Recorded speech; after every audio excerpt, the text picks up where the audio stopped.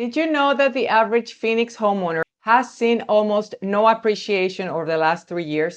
That sounds like bad news, but for buyers, it may actually be creating one of the best opportunities we've seen in years. At the same time, seller demand is improving, incomes are rising faster than inflation, and we're seeing signs that affordability is slowly getting better. So what does it all mean if you're thinking about buying, selling, upsizing, downsizing, or simply wondering what your home is worth? I'm Selena Costa, and I've been helping buyers and sellers navigate the Phoenix market for over 20 years through the crash of 2008, the frenzy of 2021, and now this unprecedented flat buyer's market. Today, I'm breaking down exactly what's happening in the greater Phoenix housing market for June of 2026, what the numbers are telling us, and what I think homeowners should be watching for over the next few months. Let's dive in. First, let's talk about affordability because this is one of the most important stories in our market right now. According to the latest data, Arizona ranked 7th in the nation for personal income growth.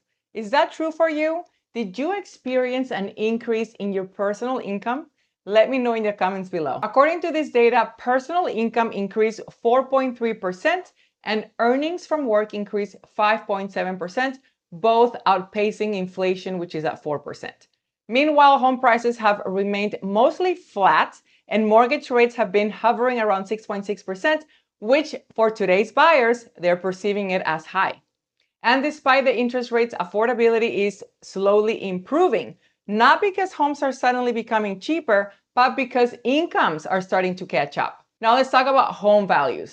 Phoenix home prices have been mostly flat for the last 3+ years. In fact, the median home price is still about 4% below the peak we saw back in June of 2022. But not all price ranges are behaving the same. Homes under $500,000 have drifted down 4 to 5%. Homes between $500,000 and $1 million have been remarkably stable, and luxury homes over $1 million, those have been appreciating, and a lot of them surpassed their 2022 highs quite a while ago. This is why I always tell my clients that there is no such thing as one Phoenix market. So when you ask me, how's the market? I can't give you just one answer. The market for a $400,000 home is very different from a $1.5 million home. And location changes everything. Scottsdale, very different than Mesa, or Goodyear, or Gilbert. For buyers, today's market has some major advantages. If you bought in 2020 or 2021, you probably remember how crazy things were. You only had minutes to make a decision. Buyers were waiving inspections, waiving appraisals, competing against multiple offers, offering more money. More than 60% of homes sold above asking price in those days. And today is completely different. Totally different environment. Most homes are sitting on the market for over a month before getting a contract. Now, buyers have time to think. You can sleep on it. They can negotiate, they can ask for repairs, they can ask for closing cost assistance. And in most cases, sellers are contributing around $10,000 on average towards rate buydowns and closing costs, something that was almost unheard of before 2023. So if you're a buyer, you have more leverage today than you ever had in years. However, there is a trade-off. Because there's always a trade-off. There's no such thing as a perfect market. The downside of buying in a buyer's market is that appreciation tends to be slower. Many people buy a house expecting it to be worth more 6 months later or a year later, and Phoenix Metro homeowners are spoiled like that. Because historically, we've operated more as a seller's market than a buyer's market, so that's why we expect and we're used to annual appreciation year after year. That's not how buyer's markets work. If you're buying today, my advice is the same advice I've been giving all year long. Plan on owning that home for at least 3 to 5 years. Real estate is a long-term investment. The people who become frustrated are often the ones who expect immediate appreciation. The people who do well are those who stay through the entire market cycle, which can last 5 to 10 years.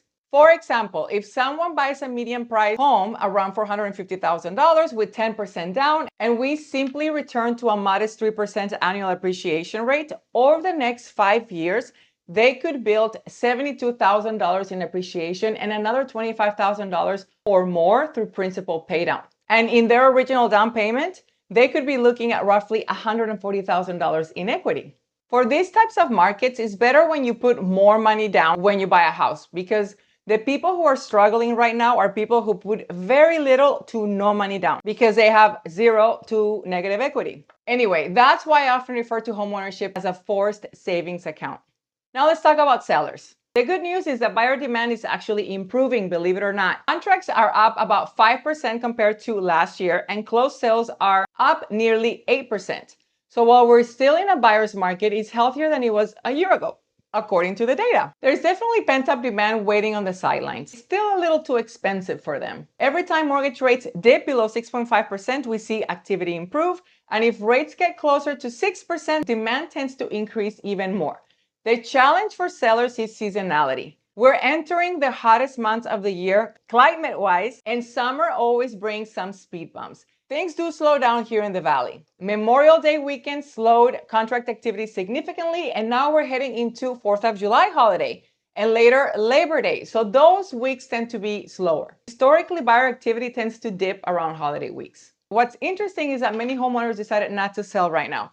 New listings are being added at one of the slowest rates we've seen over 25 years. In fact, 2026 is on track to be the second slowest years for new listings since the year 2000. So what should we be watching for the next few months? Mortgage rates. Last year, rates dropped from 6.6% to 6.1% between August and September, and buyer activity increased almost immediately. If we see something similar happen this year, it could provide a nice boost to demand heading into the fall market. My overall takeaway now in June 2026 is this. Buyers have more negotiating power than they've had in years. Sellers still have buyers, but pricing correctly is absolutely critical.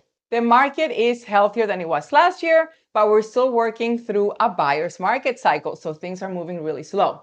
And for both buyers and sellers, patience is very important right now. Markets move in cycles. They always have and they always will. The people who make the best real estate decisions are usually the ones making decisions based on their life circumstances, not trying to perfectly predict the market. Even the guys in Wall Street cannot predict the stock market accurately. Sometimes they get lucky, sometimes they lose their shirt.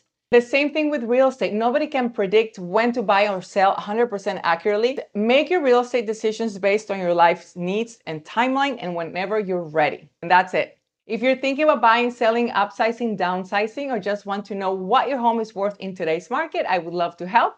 I hope this information was helpful. Thank you for watching, and I'll see you on my next market update. My information is below if you want to book a call with me. Until next time.